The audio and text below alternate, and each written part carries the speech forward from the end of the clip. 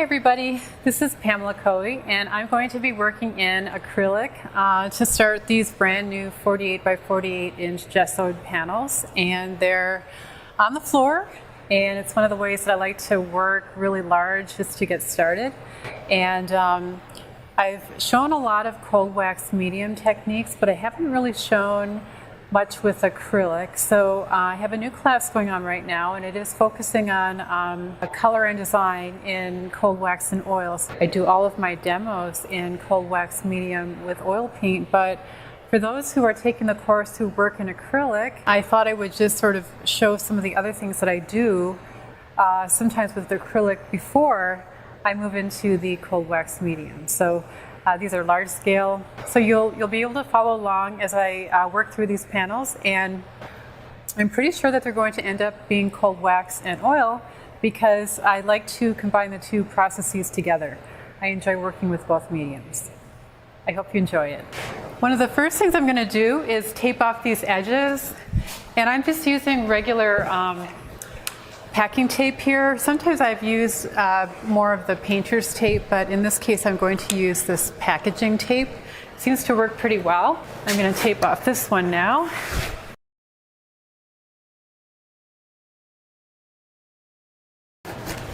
And also this painting over here is done with cold wax medium and some oil paint, and it's very drippy, so I can work in the same way with acrylic paint to have it be sort of, you know, equally drippy. So that's the cool thing about working with cold wax medium on one painting, but then you can work on acrylic on another painting, can get really similar effects.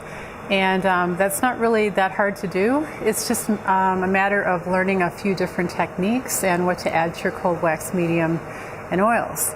And it was done on the wall, and it was done mostly with brushes, and just wanted to kind of get some early stage painting down, and I'm going to probably do some similar things with these other panels in acrylic, but then move into the cold wax medium later. But I just wanted to let you know that this painting here was done with cold wax medium and oils. So, okay, I'm going to try some really crazy tools as well. I like to work on two panels at a time, even if the panels don't end up staying together. It's just fun because it's a bigger surface to work on.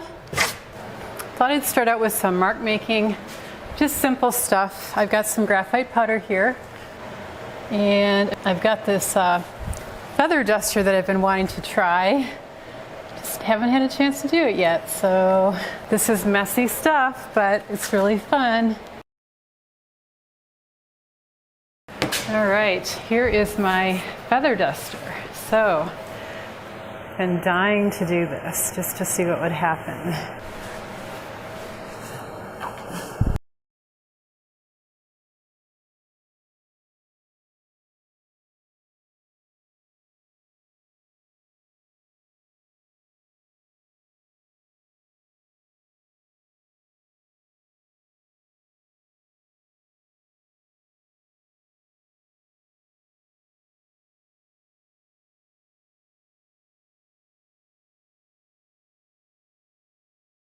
Part of it is just sort of like getting the feel for like the amount of area that I'm going to be covering here on this painting, and it's a lot of area, so I think it's just becoming familiarized with that.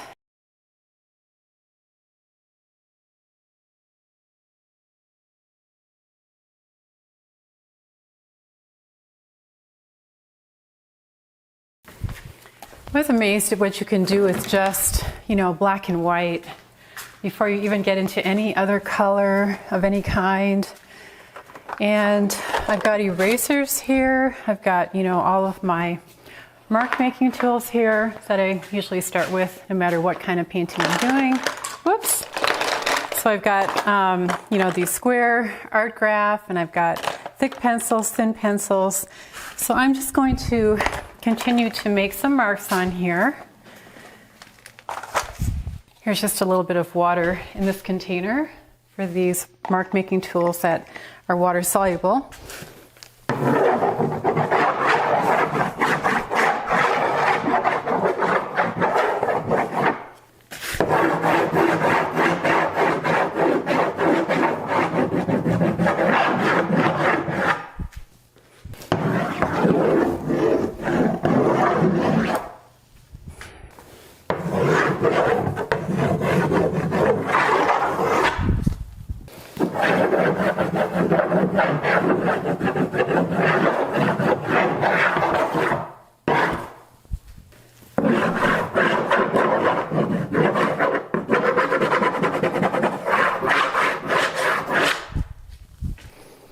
It's time to put on the gloves.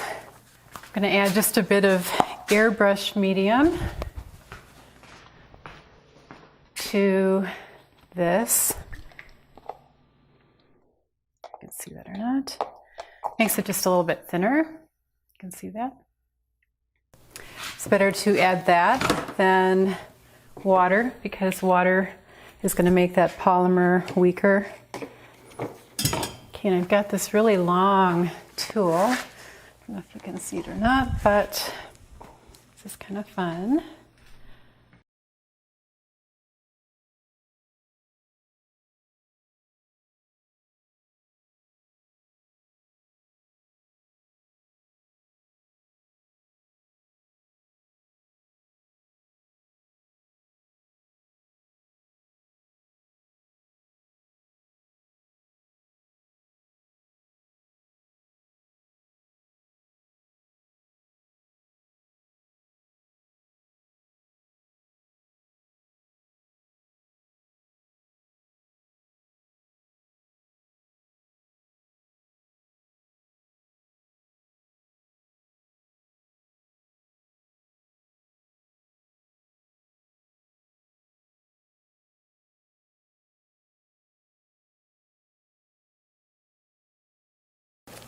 I'm treating both panels as one, as if they're just one connected thing. And if there's a shape that I like, I'll restate it. Like I kind of like this really big shape here, but I want to vary the line. I don't want it to be all the same thickness. So some places I want it thicker than others, and I just have to restate it like that.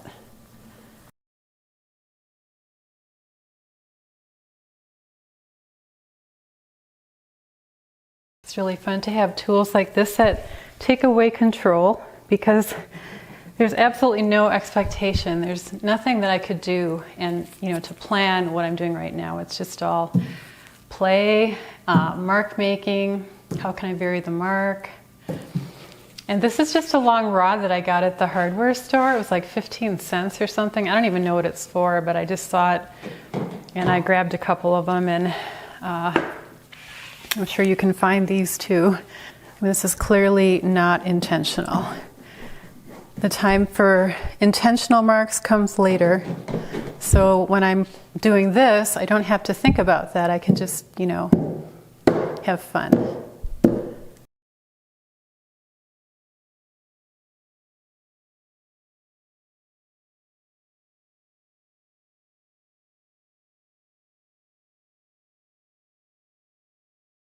So right now this is just black acrylic paint. It's ivory black and some airbrush medium in it to make it thinner.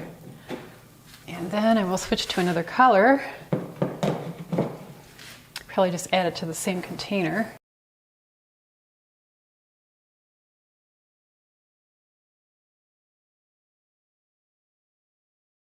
And then I want to, while this black paint is still wet, I want to I'm going to switch around here, lay this down. And I like to use these brown papers, and I do use these a lot. So these are just kind of transfer papers. I think carpenters use these. And so I'm just going to squirt some colors down. In some places I'm going to put it where the black was, and other places I'm not, but just kind of be generous with the paint. These are Nova Color paints. I love them because they're liquid. They're kind of a really great consistency. And I'm going to start to do some monoprinting like this.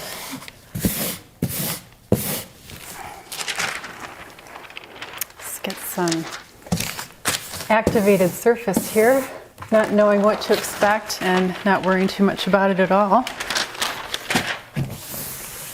So it's picking up some black, and then, because the black is still wet, and then transferring it.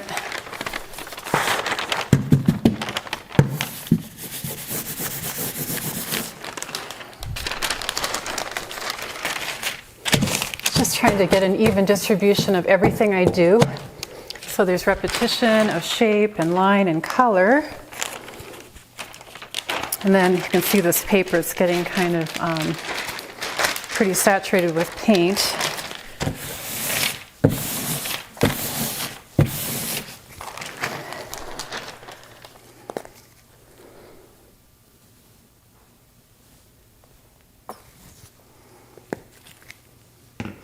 So I didn't have a roller, and I just wrapped sort of this fabric onto the end of it. You can kind of see there. So instead of having the normal nap on there, I'm going to use this. See what happens.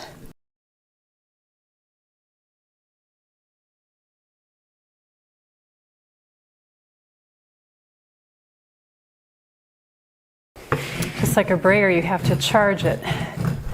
But I'm getting a really interesting texture here.